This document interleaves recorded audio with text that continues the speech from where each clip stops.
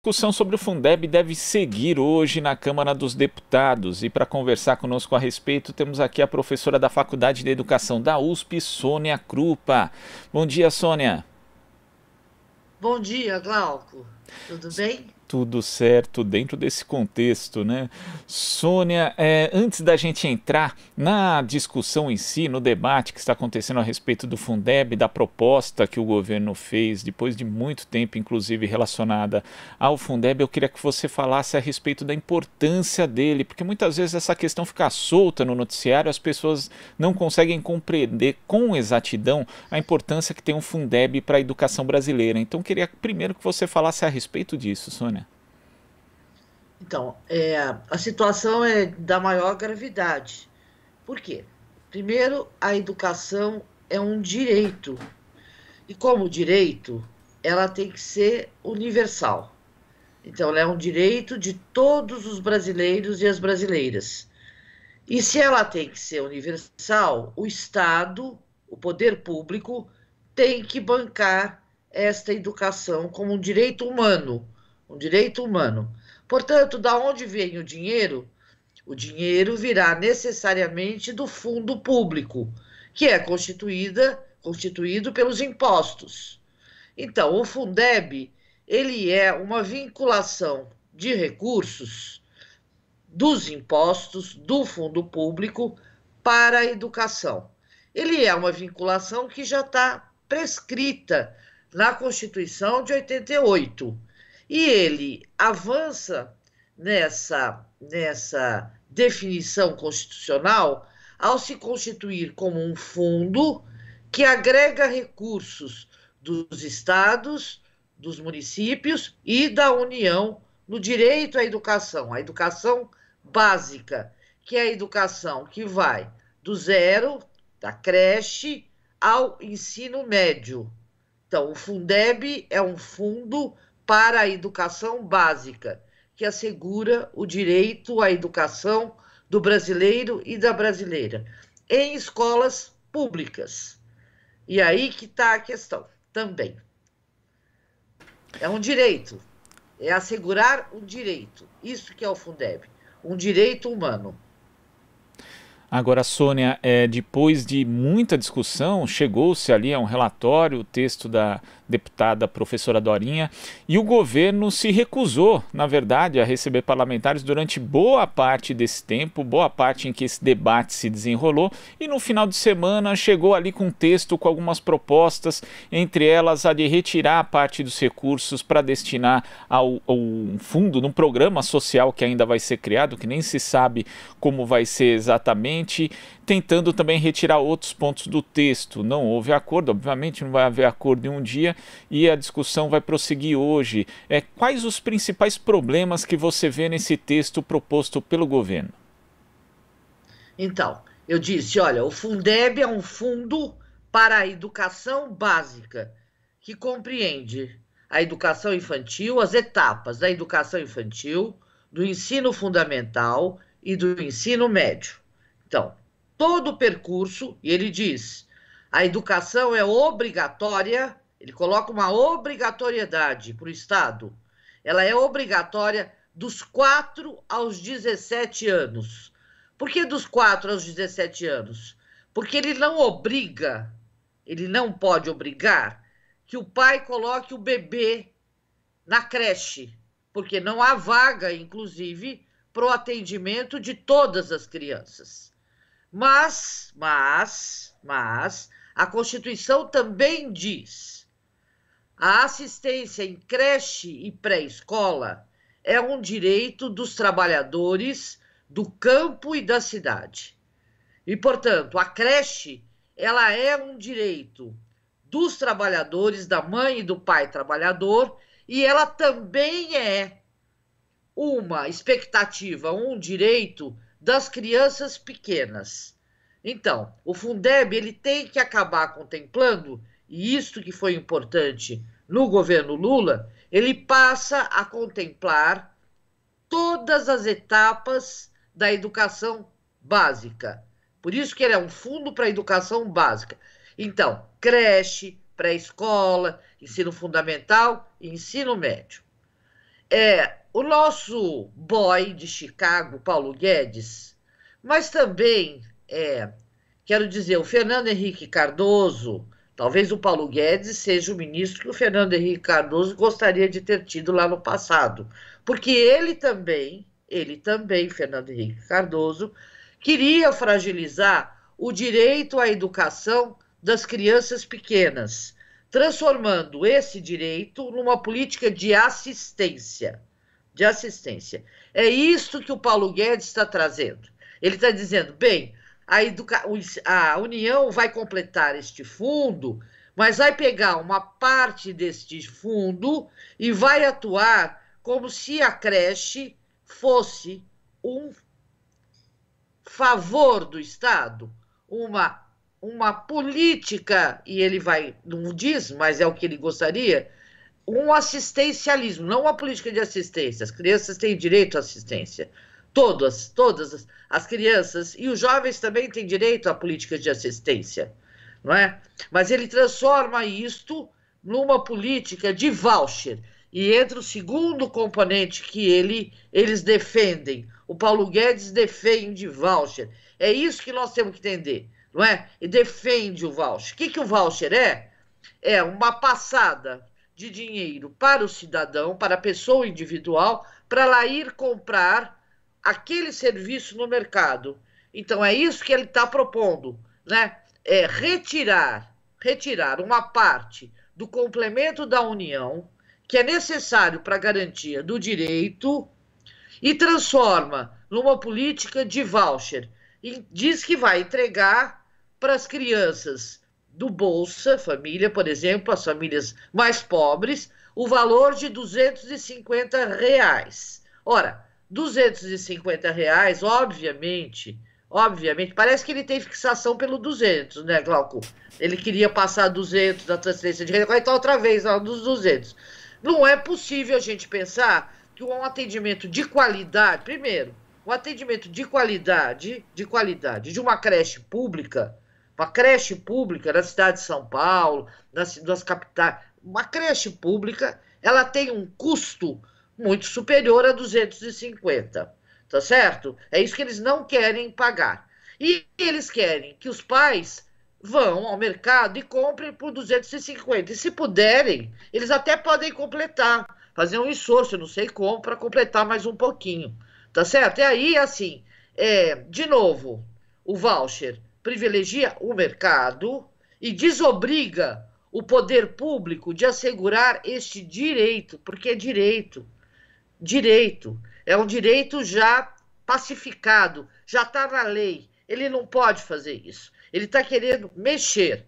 E mais, obviamente, ele quer um pouco dar uma driblada, atendendo um mercado, a formação, pensando que, não é, ele vai experimentar e vai que tudo possa virar voucher, porque essa é a ideia do Paulo Guedes, tá certo?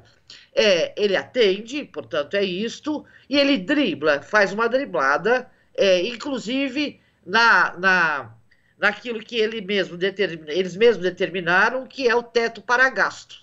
Por quê? Porque o Fundeb escapa dessa definição de teto e eles estão fazendo uma grande jogada. Então, Paulo Guedes, ele é um articulador. A gente não deve menosprezar o inimigo, tá certo? Quem pensaria que eles fossem, de repente, de súbito, apresentar essa proposta que agride o direito do povo brasileiro. O Fundeb, ele já está aqui desde 2008, ele ampliou o Fundef, que era um fundo do Fernando Henrique Cardoso, apenas para o ensino fundamental, complementando, não é?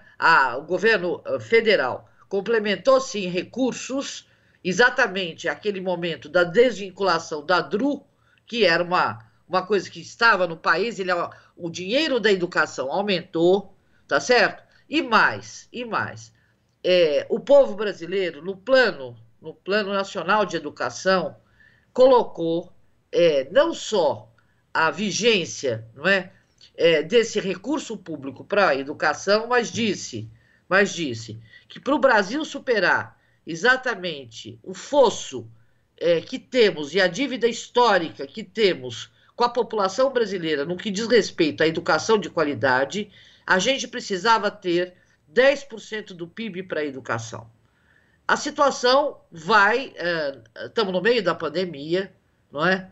E acho que o governo federal também é matreiro, né, neste momento, vir com esta proposta dizendo que vai atender a população mais pobre. O Fundeb atende, o Fundeb para valer atende. Não é? O Fundeb prevê, inclusive, um custo aluno inicial, faz uma conta séria, não é? Ele faz uma conta séria do dinheiro necessário à educação. Então, Glauco, olha, a gente não pode, e os deputados e senadores, não é? Eles têm que ter o compromisso com suas bases. Se a modificação, se a não aprovação do Fundeb acaba com a educação municipal, não é? Porque ele é um fundo que é repassado para o ente da federação que apresenta a matrícula. E no Brasil, a partir também do Fernando Henrique, houve um impulso à municipalização do ensino, da educação infantil, essa etapa da educação infantil e do ensino fundamental especialmente, não é? E se o Fundeb não é aprovado, esse repasse, esse per capita que vai para o ente que está atendendo, deixa de ir. Então há uma urgência urgentíssima de que isso seja aprovado, porque senão a educação de muitos municípios, ela só sobra, ela acaba. E lá que estão matriculados os brasileiros e brasileiras, os jovens, o nosso futuro, o futuro desse país. A educação tem que ser vista como o futuro desse país. Ela é o futuro desse país, ela é um direito humano e ela é o futuro desse país. Então a coisa é séria, Glauco, é muito séria. Eu diria que esse governo, eu vou chamar matreiro para não chamar de um nome mais pesado, não é verdade? Ele vive armando ciladas. É uma cilada. Isso que eles estão fazendo é uma cilada. Não é? É uma cilada de dizer que eles vão... imagina, olha que coisa, uma política de infância tão séria. Vai repassar R$250, não é verdade? Como se a creche tivesse esse custo. Ora, me poupe, ela não tem. Ele não poria... né, o seu neto ou a sua neta numa creche por R$250. Então, primeiro, não custa isso, é insuficiente. E terceiro, ele fragiliza o direito, ele fragiliza a política pública. Ele faz um jogo que acena para o mercado educacional que, olha como nós somos comprometidos com a privatização do ensino. E mais, ele acena para a população mais pobre, dizendo que ele é solidário a ela. E ele fere o direito desta população a uma escola, a um atendimento de qualidade. O Fundeb é Fundeb já, tá certo? É a vinculação de recursos, é a seriedade do serviço público, é a qualidade do serviço público que tem que ser assegurada. É o direito da população que a gente não pode deixar ir para trás. Por isso, senhor deputado, é um apelo ou é uma chamada à responsabilidade de cada um dos deputados e senadores com suas bases lá nos seus territórios. Todos nós moramos no município. Vá lá, já está lá, deputado, não é? Bem resguardado do coronavírus? Pois bem, então abra a janela e veja o seu município, veja os munícipes, veja a população e pense muito bem no que você vai fazer. Pense muito bem no que você vai fazer. Não é? Nós temos que ir para frente, avançar. E é essa a proposta. Nós temos que melhorar a qualidade da educação no país. Nós temos que pensar nisto já. Nós não podemos retroagir. Não é? A creche, ela é um direito. Ela está na política da educação. Ela não é uma política assistencial. Ela não é. Ela é um direito. A educação infantil é um direito. E, portanto, o poder público tem sim que construir o equipamento, que contratar os professores, os profissionais da educação, tem sim que pagar direito a esses profissionais, não é? Com uma jornada adequada. Para quê? Para que a escola pública brasileira tenha qualidade. Tenha qualidade. E nós podemos fazer isso. O país pode fazer isso. Tá certo? E mais, a reforma tributária que vem por aí tem que pensar nesta direção. Pensar em assegurar os direitos da população brasileira. Não é? E, portanto, se é uma reforma tributária que pense a justiça social, ricos pagam mais. Então, o Paulo Guedes, que não tem problema de passar dinheiro para bancos, pare de criar encrenca e efetivamente complementar o Fundeb com 20% daquilo que é necessário, daquilo que é o montante, para poder fazer jus à sua responsabilidade como governo federal, como União. É isso, Glauco, não dá para gente ser suave, sabe? Não dá para gente ser suave, agora é um direito. Direito é coisa séria, muito séria. E é isso que este governo federal quer fragilizar, infelizmente. Infelizmente. Houve toda uma luta grande no Congresso Nacional, nos movimentos sociais, das associações também de classe, nos sindicatos, nas universidades. Eu quero dizer para todos que estão nos ouvindo que acesse o site da Campanha Nacional em defesa da escola, em defesa do direito à educação, a campanha.org.br, onde há todo um material que ajuda a entender. Mas também que acesse o Fineduca, que é um esforço de pesquisadores de todo o Brasil, não é? Uma associação de pesquisa, não é? Acadêmica, com estudos, com contas sérias, que fundamentam, não é? Que ajudaram a construir toda essa luta em torno da manutenção do Fundeb como um direito, do Fundeb para valer, do Fundeb que tem que vir para ficar. Então é isto, e o fineduca.org.br também tem toda uma fundamentação, todo um cálculo, não é, que mostra a seriedade desta proposta. E acho ainda que a deputada Dorinha, que foi a relatora, não é, ela cedeu pontos, não era, olha só, não era o Fundeb que desejaríamos, não é o valor, não é ainda o valor necessário para colocar o Brasil em patamar comparável aos chamados países que tanto gostam de comparar da OCDE. Mas é o Fundeb digno.